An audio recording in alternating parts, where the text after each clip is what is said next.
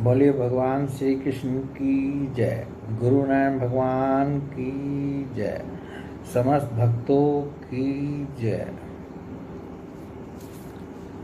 आज हम भगवान के वामन अवतार की कथा पढ़ेंगे, सुनेंगे।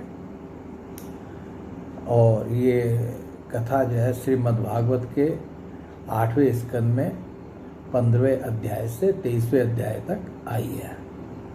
तो हम शुरुआत जो है 15वें अध्याय से करेंगे। तो सबसे पहले हम इसमें ये जानना चाहेंगे कि वामन भगवान को अवतार क्यों लेना पड़ा। भगवान के जितने भी अवतार हुए उनका सबका कोई ना कोई कारण था, और वो कारण जो है वैसे तो भगवान ने स्वयं जो है सब जगह बताया है, अपने हर अवतार में उनका कारण बताया है। परंतु उनके वो उस समय परिस्थितियाँ कैसी बनी, क्यों बनी, और क्यों भगवान को ही जो है अवतार लेकर के, चाहे वो दुष्टों को मारने के लिए हुआ हो या कुछ और उसका कारण हो, वो सब जो है उनके अवतार के प्राकट्य के पहले अध्यायों में जो है थोड़ा विस्तार से बताया गया है। तो हम शुरुआत से ही जो है भगवान वामन के अवतार की कथा शुरू करने से पहले ही, मतलब उनके अवतार का कारण क्या था वो हम जानना चाहते हैं। और यही प्रश्न जो है राजा परीक्षित का भी जो है सुखदेव मुनि जी से था।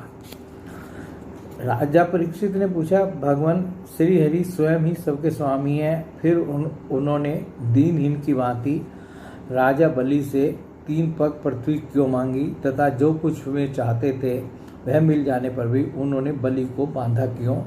मेरे हृदय में इस बात का बड़ा कौतूहल है कि स्वयं परिपूर्ण यज्ञेश्वर भगवान के द्वारा याचना और निरपराध का बंधन, ये दोनों ही कैसे संभव हुए, हम लोग यह जानना चाहते हैं। वामन भगवान ने जो है राजा बलि के यज्ञ में जाकर के 3 पग जो है पृथ्वी मांगी थी। तो परीक्षित ने जो है ये प्रश्न किया कि उन्होंने जो है दीनहीन की भांति जो है राजा बलि से जो है 3 पग पृथ्वी क्यों मांगी, पहली चीज। और दूसरी जो है उसके बाद जो है जब उन्होंने 3 पग पृथ्वी देने का संकल्प भी कर लिया और दे भी दी, तो फिर उसको बांधा क्यों। ये राजा परीक्षित का प्रश्न था। ये वामन भगवान के अवतार की कथा से संबंधित है। श्री सुखदेव जी ने कहा, परीक्षित, जब इंद्र ने बलि को पराजित करके उनकी संपत्ति छीन ली और उनके प्राण भी ले लिए, तब भृगुनंदन शुक्राचार्य ने उन्हें अपनी संजीवनी विद्या से जीवित कर दिया। इस पर शुक्राचार्य जी के शिष्य महात्मा बलि ने अपना सर्वस्व उनके चरणों पर चढ़ा दिया, और वे तन मन से गुरु जी के साथ ही समस्त भृगुवंशी ब्राह्मणों की सेवा करने लगे। इससे प्रभावशाली भृगुवंशी ब्राह्मण उन पर बहुत प्रसन्न हुए। उन्होंने स्वर्ग पर विजय प्राप्त करने की इच्छा वाले बलि का महाभिषेक की विधि से अभिषेक करके उनसे विश्वजित नाम का यज्ञ कराया। अब यहाँ इसमें जो बात आई है पहले हम वो बता दें कि जब इनका देवासुर संग्राम हुआ तो बलि को इंद्र ने मार दिया था, परंतु जो है उनके गुरु जो है शुक्राचार्य जी को एक संजीवनी विद्या आती थी। उस विद्या से जो है जब उनके बचे हुए सैनिक और वो उनका शव लेकर के उनके पास पहुंचे, उनके गुरु जी के पास, तो उन्होंने जो है उनको जीवित कर दिया। और जब राजा बलि जीवित हो गए तो जो है उन्होंने जो भी कुछ था अपना सब कुछ गुरुजी के चरणों में, कि गुरुजी मेरे लिए जो है भगवान है, उनको सब समर्पित कर दिया और कहा जैसे ये कहेंगे मैं उस हिसाब से चलूंगा। उन्होंने स्वर्ग पर विजय प्राप्त करने की इच्छा वाले बलि का महाभिषेक की विधि से अभिषेक करके उनसे विश्वजित नाम का यज्ञ कराया। यज्ञ की विधि से हविष्यों के द्वारा जब अग्नि देवता की पूजा की गई, तब यज्ञ कुंड में से सोने की चद्दर से मढ़ा हुआ एक बड़ा सुंदर रथ निकला। फिर इंद्र के घोड़ों जैसे हरे रंग के घोड़े और सिंह के चिन्ह से युक्त रथ पर लगाने की ध्वजा निकली। साथ ही सोने के पद से मढ़ा हुआ दिव्य धनुष, कभी खाली न होने वाले 2 अक्षय तरकस और दिव्य कवच भी प्रकट हुए। दादा प्रहलाद जी ने उन्हें एक ऐसी माला दी जिसके फूल कभी कुमलाते न थे। ये बलि जी जो हैं प्रहलाद जी के पौत्र थे, मतलब इनके बेटे के बेटे थे। ऐसी जिसके फूल कभी कुमलाते नहीं थे। तथा शुक्राचार्य ने एक शंख दिया। इस प्रकार ब्राह्मणों की कृपा से युद्ध की सामग्री प्राप्त करके उनके द्वारा स्वस्ति वाचन हो जाने पर राजा बलि ने उन ब्राह्मणों की प्रदक्षिणा की और नमस्कार किया। इसके बाद उन्होंने प्रहलाद जी से संभाषण करके उनके चरणों में नमस्कार किया। फिर वे भृगुवंशी ब्राह्मणों के द्वारा दिव्य रथ पर सवार हुए। जब महारथी राजा बलि ने कवच धारण कर धनुष, तलवार, तरकस आदि शस्त्र ग्रहण कर लिए और दादा की दी हुई सुंदर माला धारण कर ली, तब उनकी बड़ी शोभा हुई। उनकी भुजाओं में सोने के बाजूबंद और कानों में मकराकृत कुंडल जगमगा रहे थे। उनके कारण रथ पर बैठे हुए थे वे ऐसे सुशोभित हो रहे थे मानो अग्निकुंड में अग्नि प्रज्वलित हो रही थी हो। उनके साथ उन्हीं के समान ऐश्वर्य, बल और विभूति वाले दैत्य सेनापति अपनी अपनी सेना लेकर हो लिए। ऐसा जान पड़ता था मानो वे आकाश को पी जाएंगे और अपने क्रोध भरे प्रज्वलित नेत्रों से समस्त दिशाओं को, क्षितिज को भस्म कर डालेंगे। राजा बलि ने इस बहुत बड़ी आसुरी सेना को लेकर उसका युद्ध के ढंग से संचालन किया तथा आकाश और अंतरिक्ष को कपाते हुए सकल ऐश्वर्यों से परिपूर्ण इंद्रपुरी अमरावती पर चढ़ाई कर दी। तो जब उनको जीवित कर दिया तो उनको जो है सबने, प्रहलाद जी ने भी आकर के उनको उपहार दिए। मतलब सब पूरी युद्ध की सामग्री जो है सब ने जुटा दी और उससे वो अति बलशाली होकर, शुक्राचार्य जी का जो उनके गुरु जी थे उनका तो उनको आशीर्वाद था ही, उन्होंने जो है इंद्र के की अमरावती जो है स्वर्गपुरी जो है मतलब उसके ऊपर जो है चढ़ाई कर दी पूरे दल बल के साथ। देवताओं की राजधानी अमरावती में बड़े सुंदर सुंदर नंदन वन आदि उद्यान और उपवन है। अब ये अमरावती का जो स्वर्ग है उसका वर्णन है। उन उद्यानों और उपवनों में पक्षियों के जोड़े चहकते रहते हैं, मधुलोभी भोरे मतवाले होकर गुनगुनाते रहते हैं। लाल लाल नए नए पत्तों, फलों और पुष्पों से कलवृक्षों की शाखाएं लदी रहती हैं।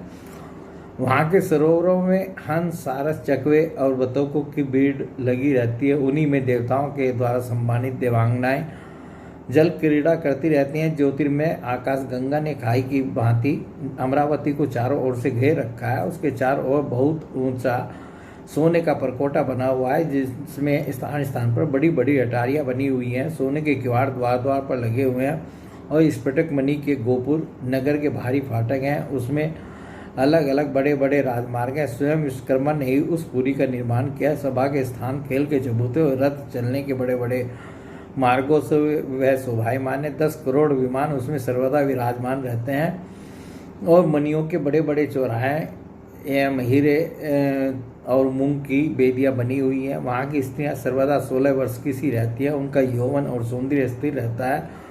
वे निर्मल वस्त्र पहनकर अपने रूप की छटा से इस प्रकार देदीप्यमान होती हैं जैसे अपनी ज्वालाओं से अग्नि। देवांगनाओं के जूड़े से गिरे हुए नवीन सुगंधित पुष्पों की सुगंध लेकर वहाँ के मार्गों में मंद मंद हवा चलती रहती है। सुनहरी खिड़कियों में से अगर की सुगंध से युक्त सफ़ेद धुआं निकल कर वहाँ के मार्गों को ढक दिया करता है। उसी मार्ग से देवांगनाएं आती जाती हैं। स्थान स्थान पर मोतियों की झालरों से सजाए हुए चंदोवे तने रहते हैं। सोने की मणि में पताकाएं फहराती रहती हैं। छज्जों पर अनेकों झंडियाँ लहराती रहती हैं। मोर, कबूतर और भौरे कलगान करते रहते हैं। देवांगनाओं के मधुर संगीत से वहाँ सदा ही मंगल छाया रहता है। मृदंग, शंख, नगारे, ढोल, वीणा, बंसी, मंजीरे और अष्टियाँ बजती रहती हैं। गंधर्व बाजाओं के साथ गाया करते हैं और अप्सराएं नाचा करती हैं। इनसे अमरावती इतनी मनोहर जान पड़ती है मानो उसने अपनी छटा की अधिष्ठात्री देवी को भी जीत लिया है। ये जितना भी हमने अभी तक पढ़ा है ये अमरावती का जो जहाँ पर इंद्र जो है रहते थे उसका वर्णन पड़ा है कि ये अमरावती जो है, ये स्वर्ग जो है, ये कितना सुंदर है और उसमें क्या क्या है। उस पुरी में अधर्मी, दुष्ट, जीवद्रोही, ठग, मानी, कामी और लोभी नहीं जा सकते। और उस अमरावती के पात्र कौन कौन नहीं है जो उसमें नहीं जा सकते? वो ये है, दुष्ट हो, कोई अधर्मी हो, जीवद्रोही हो, ठग हो, मानी हो, अभिमानी हो, मतलब कामी हो या लोभी हो। जो इन दोषों से रहित हैं वही वहां जाते हैं। असुरों की सेना के स्वामी राजा बलि ने अपनी बहुत बड़ी सेना से बाहर की और सब ओर से अमरावती को घेर लिया और इंद्र पत्नियों के हृदय में भय का संचार करते हुए उन्होंने शुक्राचार्य के दिए हुए महान शंख को बजाया। उस शंख की ध्वनि सर्वत्र फैल गई। तो राजा बलि तो युद्ध की पूरी सामग्री लेकर के, सब सैनिकों के साथ लेकर के, तैयारी के साथ जो है अमरावती पर चढ़ाई करने के लिए गए थे। तो वहाँ जाते ही उन्होंने जो है चढ़ाई कर दी। तो उससे जो इंद्र की जो पत्नियां थी वो भी सब जो है डर गई। इंद्र ने देखा कि बलि ने युद्ध की बहुत बड़ी तैयारी किया है। सब देवताओं के साथ में अपने गुरु बृहस्पति जी के पास गए और उनसे बोले, भगवान, मेरे पुराने शत्रु बलि ने इस बार युद्ध की बहुत बड़ी तैयारी की है। मुझे ऐसा जान पड़ता है कि हम लोग उनका सामना नहीं कर सकेंगे। पता नहीं किस शक्ति से इनकी इतनी बढ़ती हो गई है। मैं देखता हूँ कि इस समय बलि को कोई भी किसी प्रकार से रोक नहीं सकता। वे प्रलय की आग के समान बढ़ गए हैं और जान पड़ता है मुख से इस विष को पी जाएंगे, जीभ से 10 दिशाओं को चाट जाएंगे और नेत्रों की ज्वाला से दिशाओं को भस्म कर देंगे। आप कृपा करके मुझे बतलाइए कि मेरे शत्रु की इतनी बढ़ती का, जिससे किसी प्रकार भी दबाया नहीं जा सकता, क्या कारण है? इसके शरीर, मन और इंद्रियों में इतना बल और इतना तेज कहाँ से आ गया है कि इसने इतनी बड़ी तैयारी करके चढ़ाई की है? देखिए, जिस समय देवताओं पर या असुरों पर भी विपत्ति पड़ती थी, वो सबसे पहले जो है अपने गुरु की शरण में जाते थे और गुरु से जो है जाकर के अपनी विपत्ति का वर्णन करते थे और कहते थे कि मेरे ऊपर ये विपत्ति आई है और आप इसका मुझे उपाय बताइए इससे दूर करने का।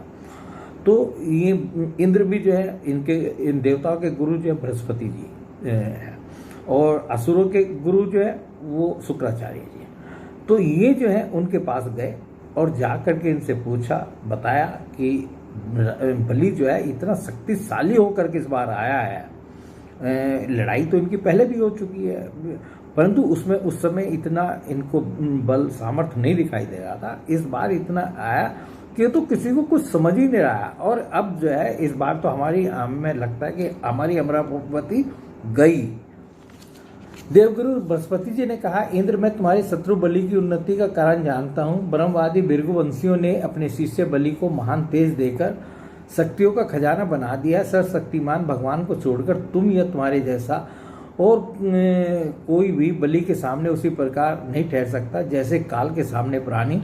इसलिए तुम लोग सर्व को छोड़कर कहीं छिप जाओ और उस समय की प्रतीक्षा करो जब तुम्हारे शत्रु का भाग्य चक्र पलटे। इस समय ब्राह्मणों के तेज से बलि की उत्तरोत्तर वृद्धि हो रही है, उसकी शक्ति बहुत बढ़ गई है। जब यह उन्हीं ब्राह्मणों का तिरस्कार करेगा तब उसके परिवार परिकर के साथ नष्ट हो जाएगा। बृहस्पति जी देवताओं के समस्त स्वार्थ और परमार्थ के ज्ञाता थे। उन्होंने जब इस प्रकार देवताओं को सुला दी तब वे स्वेच्छानुरूप रूप धारण करके सब छोड़कर चले गए। देवताओं के छिप जाने पर विरोच नंदन बलि ने अमरावती पुरी पर अपना अधिकार कर लिया और फिर तीनों लोगों को जीत लिया। जब बलि विश्व विजयी हो गए तब शिष्य प्रेमी भृगुवंशियों ने अपने अनुगत शिष्य से 100 अश्वमेघ यज्ञ कराए। उन यज्ञों के प्रभाव से बलि की कीर्ति कौमुदी तीनों लोकों से बाहर भी 10 दिशाओं में फैल गई और वे नक्षत्रों के राजा चंद्रमा के समान शोभायमान हुए। ब्राह्मण देवताओं की कृपा से प्राप्त समृद्ध राज्य लक्ष्मी का में बड़ी उदारता से उपभोग करने लगे और अपने को कीर्ति सब मानने लगे। तो जब ये इंद्र अपने गुरु बृहस्पति जी के पास गए, बृहस्पति जी ने इनको मुख्य रूप से 2 बातें कही। एक तो कहा कि ये समय जो है ये तुम लोगों के अनुकूल नहीं है, भाग्य जो है अभी तुम्हारा जो है ये तुम्हारे अनुकूल नहीं है, इसलिए तुम लोग जो है सब यदि अपने आप को बचाना चाहते हो स्वर्ग छोड़ करके चले जाओ, छिप जाओ, जहाँ जाना है चले जाओ। और दूसरी जो है उन्होंने पूछा था कि इनकी बढ़ोतरी क्यों हुई, तो वो जो है उनके गुरु की वजह से और उनके ब्राह्मणों की जो उनके ऊपर कृपा थी उससे जो है उनकी इतनी बढ़ोतरी हुई कि वो जो है इतने शक्तिशाली हो करके वहाँ से युद्ध करने के लिए आए। तो बलि ने जो है जो उनके गुरुजी ने इशारा किया था उससे वही हुआ कि अमरावती को जो है उस पर कब्जा कर लिया, जीत लिया और वो वहाँ रहने लगा। और उसके बाद जो है और विश्व विजयी हो गए। तब शिष्य प्रेम विरकुवंशी ने अपने अनुगत शिष्य से 100 अश्वमेध यज्ञ कराए और फिर जो है उनके गुरुजी ने जो है उनसे 100 अश्वमेध यज्ञ भी कराए। उन यज्ञों के प्रभाव से बलि की कीर्ति कुमुदी तीनों लोकों के बाहर भी 10 दिशाओं में फैल गई और वे नक्षत्रों के राजा चंद्रमा के समान शोभायमान हुए। इतना सब कार्य जो है बलि का जो है मतलब संपन्न हो गया। और हमने जैसा बताया कि बलि जो है प्रहलाद जी के पौत्र थे। ये विरोचन जो है प्रहलाद जी के पुत्र थे, उनके ये बेटे थे।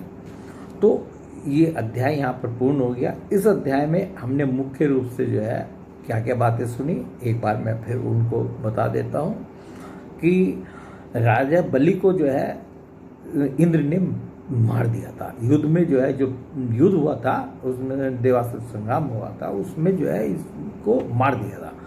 तो इनके गुरु ने जो है वो संजीवनी विद्या जानते थे, उस विद्या के द्वारा इनको जीवित कर दिया। और इनको जो है तो राजा बलि जो है अपने गुरु के प्रति इतने समर्पित हो गए कि जो ही कहेंगे जैसे कहेंगे इनको हम सब कुछ करेंगे।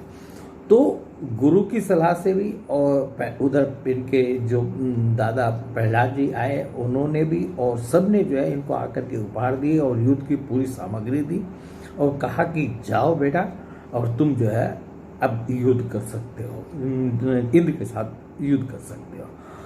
तो इसके बाद हमने जो है स्वर्ग का अमरावती का वर्णन सुना कि अमरावती कैसी है।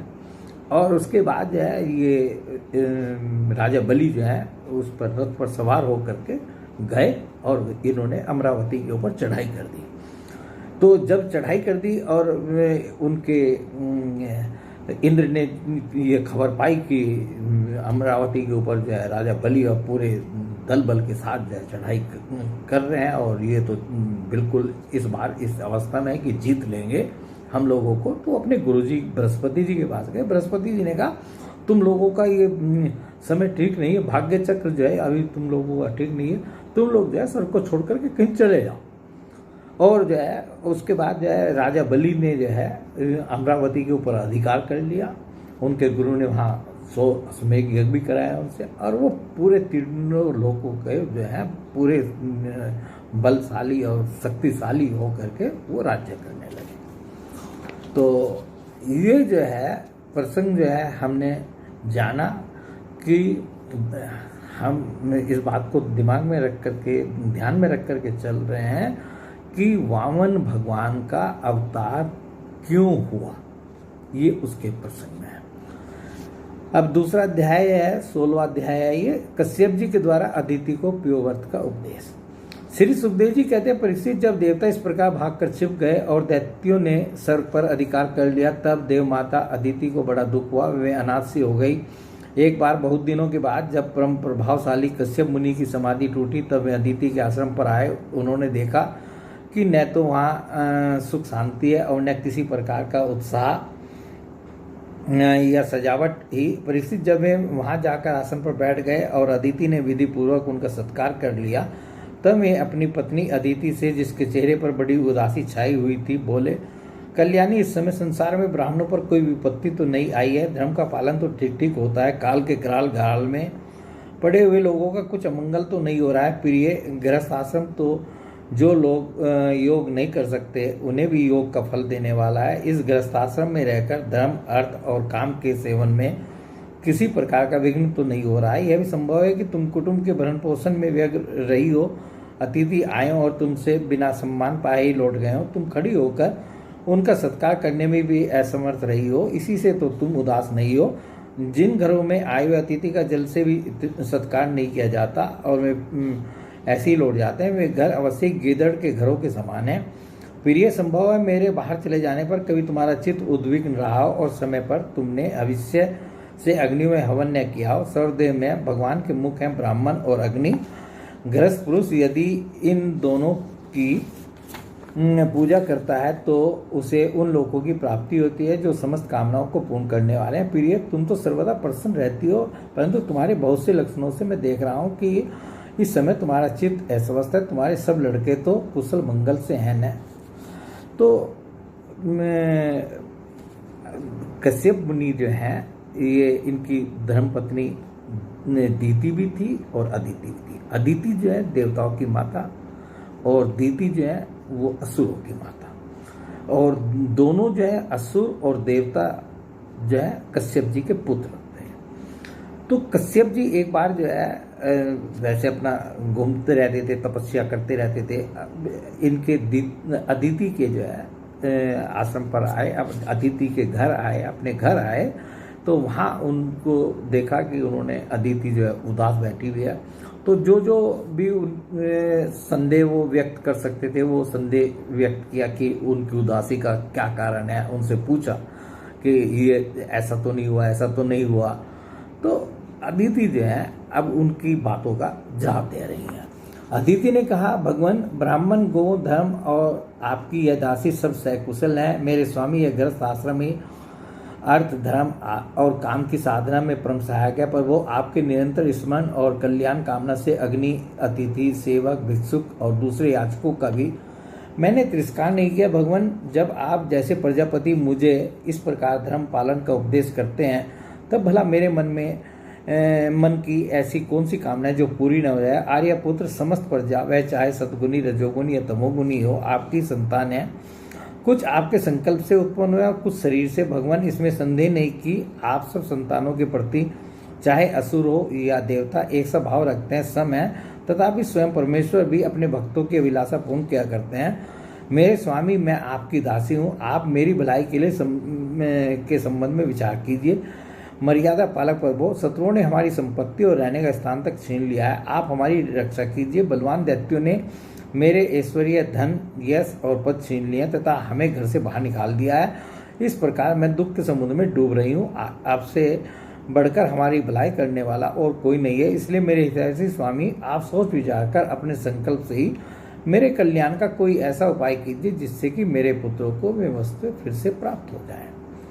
तो अदिति ने कहा कि महाराज, जो आपने संदेह व्यक्त किया उस तरह की कोई बात नहीं है। जहाँ आप जैसे पति का मुझे साथ मिला है तो मेरे से उस तरह की गलतियाँ तो हो नहीं सकती, परंतु जो है आप मेरे साथ जो समस्या आई है वो यह है कि, और एक बात उन्होंने और कही कि देखिए, आप असुरों के भी और देवताओं के भी पिता आप ही हैं, तो आप जो है सम है, दोनों के प्रति सम है, मतलब कोई भेदभाव नहीं करते। आप असुरों के प्रति भी और देवताओं के प्रति भी कोई भेदभाव नहीं है। और ये जो है कुछ आपके संकल्प से उत्पन्न हुए हैं और कुछ शरीर से उत्पन्न हुए हैं, ये भी कहा। परंतु जो है अब दैत्यों ने जो है हमारे उस पे जो भी हमारी संपत्ति थी, सब कुछ था, वो सब छीन लिया है, उसके ऊपर अधिकार कर लिया है, और हम जो है बहुत, हमारे और हमारे पुत्र जो है मतलब बहुत दुखी हैं। ये जो है उन्होंने अपने पति कश्यप जी से निवेदन किया। श्री सुखदेव जी कहते हैं, इस प्रकार अदिति ने जब कश्यप जी से प्रार्थना की तब वे कुछ विस्मित से होकर बोले, बड़े आश्चर्य की बात है, भगवान की माया भी कैसी प्रबल है। यह सारा जगत स्नेह की रज्जु से बंधा हुआ है। कहाँ यह पंचभूतों से बना हुआ अनात्मा शरीर और कहाँ प्रकृति से परे आत्मा। न किसी का कोई पति है, न पुत्र है, और न तो संबंधी ही मोही मनुष्य को नचा रहा है। प्रिय, तुम संपूर्ण प्राणियों के हृदय में विराजमान अपने भक्तों के दुख मिटाने वाले जगत गुरु भगवान वासुदेव की आराधना करो। वे बड़े दीन दयालु है, अवश्य ही श्री हरि तुम्हारी कामनाएं पूरी करेंगे। मेरा यह दृढ़ निश्चय कि भगवान की भक्ति कभी व्यर्थ नहीं होती, इसके सिवा कोई दूसरा उपाय नहीं है। तो कश्यप जी ने जो है अदिति को जो है संक्षेप में ही बता दिया कि देखो, तुम जो है भगवान जो है सबके कष्टों को, परेशानियों को दूर करने वाले हैं, तुम भगवान की जो है भक्ति करो और जो है वही तुम्हारे सब कष्ट जो है दूर करेंगे, और उसके अलावा कोई दूसरा उपाय नहीं है। अदिति ने पूछा, भगवान मैं जगदीश्वर भगवान की आराधना किस प्रकार करूं?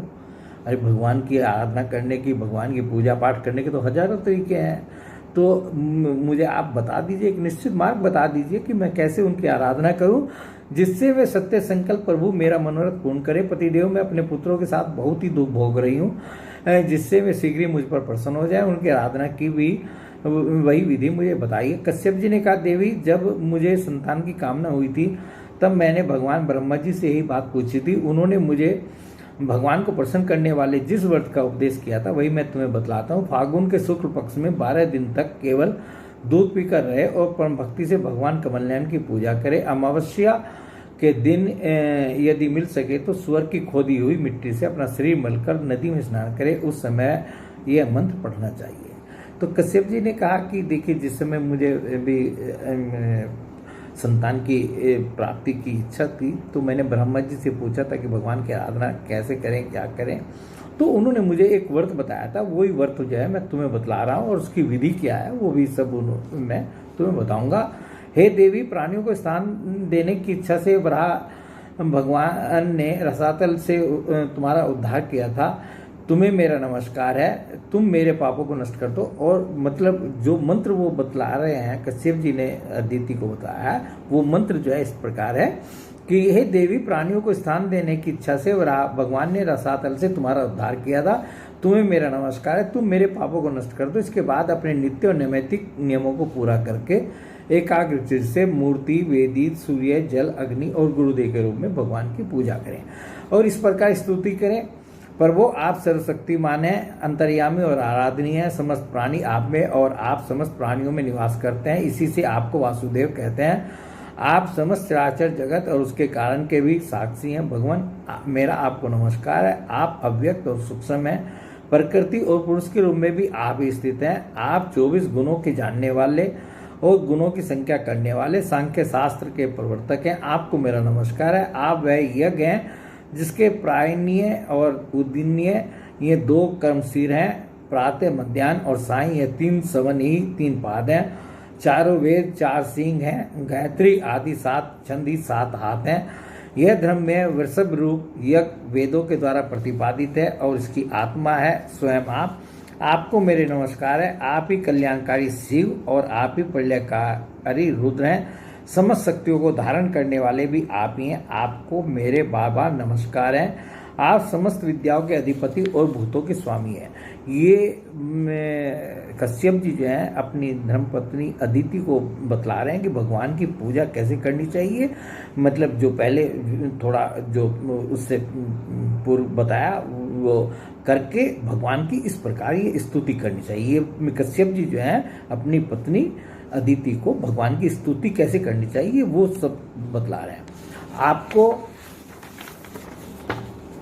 मेरा नमस्कार। आप ही सबके प्राण और आप ही इस जगत के स्वरूप भी हैं। आप योग के कारण तो हैं ही, स्वयं योग और उससे मिलने वाला ऐश्वर्य भी आप ही हैं। हे हिरण्यगर्भ, आपके लिए मेरे नमस्कार। आप ही आदिदेव सबके साक्षी हैं। आप ही नर नारायण ऋषि के रूप में प्रकट स्वयं भगवान है। आपको मेरे नमस्कार। आपका शरीर मरकतमणि के समान सांवला है। समस्त संपत्ति और सौंदर्य की देवी लक्ष्मी आपकी सेविका है। पीताम्बरधारी केशव, आपको मेरे बार बार नमस्कार। आप सब प्रकार के वर देने वाले हैं, वर देने वालों में श्रेष्ठ हैं तथा जीवों के एकमात्र वर्णीय हैं। यही कारण है कि धीर विवेकी पुरुष अपने कल्याण के लिए आपके चरणों की रज की उपासना करते हैं। जिनके चरण कमलों की सुगंध प्राप्त करने की लालसा से समस्त देवता और स्वयं लक्ष्मी जी भी सेवा में लगी रहती है। वे भगवान मुझ पर प्रसन्न हो। प्रिय भगवान ऋषिकेश का आह्वान पहले ही कर ले। ये जो है कश्यप जी ने उनको बता दिया, पूरी स्तुति बता दी कि कैसे भगवान की स्तुति करनी चाहिए इस व्रत करते हुए। और फिर आगे बोल रहे हैं, फिर ये भगवान ऋषिकेश का आह्वान पहले कर ले, फिर इन मंत्रों द्वारा पाद्य आचमन आदि के साथ श्रद्धापूर्वक मन लगाकर पूजा करे। गंध माला आदि से पूजा करके भगवान को दूध से स्नान करावे। इसके बाद वस्त्र, यज्ञोपवीत, आभूषण, पाद, आचमन, गंध, धूप आदि के द्वारा द्वादशाक्षर मंत्र से भगवान की पूजा करे। यदि सामर्थ्य हो तो दूध में पकाए हुए तथा घी और गुड़ मिले हुए साली के चावल का नैवेद्य लगाए और उसी का द्वादशाक्षर मंत्र से हवन करे। उस नैवेद्य को भगवान के भक्तों में बांट दे या स्वयं पाले। आचमन और पूजा के बाद तांबुल निवेदन करे और 108 बार द्वादशाक्षर मंत्र का जप करे। स्तुति के द्वारा भगवान का स्तवन करें। प्रदक्षिणा करके बड़े प्रेम और आनंद से भूमि पर लौटकर दंडवत प्रणाम करें। निर्माल्य को सिर पर लगाकर देवता का विसर्जन करे। कम से कम 2 ब्राह्मणों को यथोचित रीति से खीर का भोजन करावे। दक्षिणा आदि से उनका सत्कार करे। इसके बाद उनसे आज्ञा लेकर अपने इष्ट मित्रों के साथ बचे हुए अन्न को स्वयं ग्रहण करें। उस दिन ब्रह्मचर्य से रहे और दूसरे दिन प्रातःकाली स्नान आदि करके पवित्रता पूर्वक विधि से एकाग्र होकर भगवान की पूजा करे। इस प्रकार जब तक व्रत समाप्त न हो तब तक दूध से स्नान कराकर प्रतिदिन भगवान की पूजा करे। भगवान की पूजा में आदर बुद्धि रखते हुए केवल प्योवर्ती रहकर यह व्रत करना चाहिए। पूर्ववत प्रतिदिन हवन और ब्राह्मण भोजन भी कराना चाहिए। इस प्रकार प्योवर्ती रहकर 12 दिन तक प्रतिदिन भगवान की आराधना, होम और पूजा करे तथा ब्राह्मण भोजन कराता रहे। फागुन शुक्ल प्रतिपदा से लेकर त्रयोदशी पर्यंत ब्रह्मचर्य से रहे, पृथ्वी पर शयन करे और तीनों समय स्नान करे। झूठ न बोले, पापियों से बात न करे, पाप की बात न करे, छोटे बड़े सब प्रकार के भोगों का त्याग कर दे, किसी भी प्राणी को किसी प्रकार से कष्ट न पहुंचावे, भगवान की आराधना में लगाई रहे। त्रयोदशी के दिन विधि जानने वाले ब्राह्मणों के द्वारा शास्त्रोक्त विधि से भगवान विष्णु को पंचामृत स्नान करावे। उस दिन धन का संकोच छोड़कर भगवान की बहुत बड़ी पूजा करनी चाहिए और दूध चरु यानी खीर पकाकर विष्णु भगवान को अर्पित करना चाहिए। अत्यंत एकाग्र चित्त से उसी पकाए हुए चरु के द्वारा भगवान का यजन करना चाहिए और उनको प्रसन्न करने वाला गुणयुक्त तथा स्वादिष्ट नैवेद्य अर्पण करना चाहिए। इसके बाद ज्ञान संपन्न आचार्य और ऋतुजों को वस्त्र, आभूषण और गो आदि देकर संतुष्ट करना चाहिए। प्रिय, इसे भी भगवान की आराधना समझो। प्रिय आचार्य और ऋतुजों को शुद्ध, सात्विक और गुणयुक्त भोजन कराना ही चाहिए। दूसरे ब्राह्मण और आए हुए अतिथियों को भी अपनी शक्ति के अनुसार भोजन कराना चाहिए। गुरु और ऋतुजों को यथायोग्य दक्षिणा देनी चाहिए। जो चांडाल आदि अपने आप वहां आ गए उन सभी को तथा दीन, अंधे और असमर्थ पुरुषों को भी अन्न आदि देकर संतुष्ट करना चाहिए। जब ये सब लोग खा चुके तब उन सबके सत्कार को भगवान की प्रसन्नता का साधन समझते हुए अपने भाई बंधुओं के साथ स्वयं भोजन करें। प्रतिपदा से लेकर त्रयोदशी तक प्रतिदिन नाच, गान, बाजे, गाजे, स्तुति, स्वस्ति वाचन और भगवत कथाओं से भगवान की पूजा प्रिय करावे। प्रिय, यह भगवान की श्रेष्ठ आराधना है। इसका नाम है प्योव्रत। जो ये व्रत का वर्णन किया है कश्यप जी ने और पूरा इसका विस्तार से वर्णन किया, कैसे ये व्रत करना चाहिए, क्या क्या इसमें करना चाहिए, भगवान की कैसे स्तुति करनी चाहिए और क्या खाना चाहिए, कैसे रहना चाहिए, वो सब जो है विस्तार से जो ये अब तक वर्णन किया है कश्यप जी ने अदिति जी को। इस नाम का व्रत का नाम है प्योव्रत। ब्रह्मा जी ने मुझे जैसा बताया था वैसे ही मैंने तुम्हें बता दिया। और जैसे उन्होंने कहा था कि मैंने संतान की कामना से ब्रह्मा जी से पूछा था कि भगवान की आराधना कैसे करें, तो उन्होंने इस व्रत के बारे में मुझे बताया था। वो जो कहती हूँ मैंने तुम्हें बता दिया। देवी, तुम भाग्यवती हो। अपनी इंद्रियों को वश में करके शुद्ध भाव एवं श्रद्धापूर्ण चित्त से इस व्रत का भली भांति अनुष्ठान करो और इसके द्वारा अविनाशी भगवान की आराधना करो।